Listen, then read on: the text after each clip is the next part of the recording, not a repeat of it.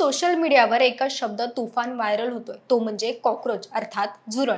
एका न्यायालयीन प्रकरणातून हा शब्द बाहेर काय पडला, राजकीय आणि सामाजिक वातावरणात पार ढवळून निघाला आहे.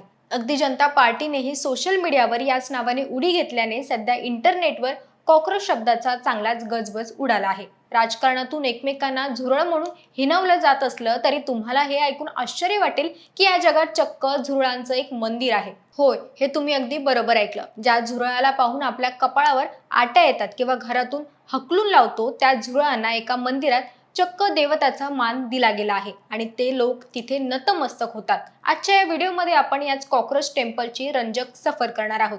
नमस्कार, मी मयुरी आणि आपण पाहतात मुंबई आउटलुक. आता तुमच्या मनात पहिला प्रश्न असा असेल की हे अजब मंदिर नेमकं आहे कुठे? हे मंदिर आपल्या देशात नाही तर भारत शेजारील पूर्व आशियातील देश असणाऱ्या जपानमध्ये पाहायला मिळतं. जपानमधील टेकोशिमा प्रांतात हे अनोखे कॉक्रोच टेम्पल वसलेलं आहे.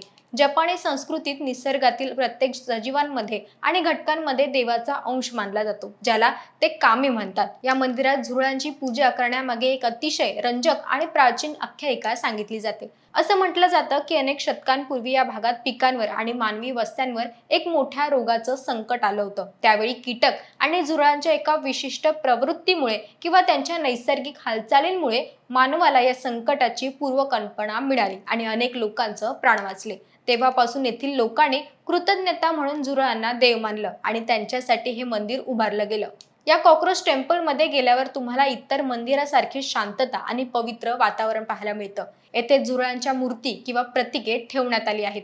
विशेष म्हणजे ज्याप्रमाणे आपण आपल्या मंदिरात देवाला फुले किंवा मिठाई अर्पण करतो, तसेच या मंदिरात झुरळांना आवडणारे अन्न पदार्थ म्हणजे साखरेचे दाणे, अन्नधान्य आणि गोड पदार्थ नैवेद्य म्हणून अर्पण केला जातो. स्थानिक लोकांची अशी श्रद्धा आहे की जर आपण या कीटकांचा आदर केला तर ते आपल्या घरात अन्नधान्याची कमतरता भासू देत नाहीत आणि शेतातील पिकांचं मोठ्या कीटक रोगांपासून रक्षण केलं जातं.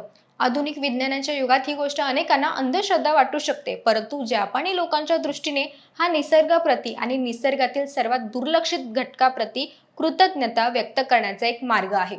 आज जेव्हा आपल्याकडे सोशल मीडियावर कॉक्रोच शब्दावरून राजकीय चिखलफेक सुरू आहे, एकमेकांवर टीका टिप्पण्या केल्या जात आहेत, तेव्हा जपानमधील हे मंदिर आपल्याला एक वेगळ्याच विचारसरणीची ओळख करून देतं. निसर्गाने निर्माण केलेल्या कोणत्याही जीवाला कमी लेखू नये हा संदेश जणू हे मंदिर आपल्याला देत आहे. सोशल मीडियावरील त्या राजकीय वादामुळे आज या विसर पडलेल्या कॉक्रोच टेम्पलची चर्चा पुन्हा एकदा जागतिक पातळीवर सुरू झाली आहे. तुम्हाला झुरळांच्या मंदिराविषयी काय वाटतं? जर तुम्हाला जपानला जाण्याची संधी मिळाली तर तुम्ही या कॉक्रोच टेम्पलला भेट द्याल का? आम्हाला खाली कमेंटमध्ये नक्की करून सांगा.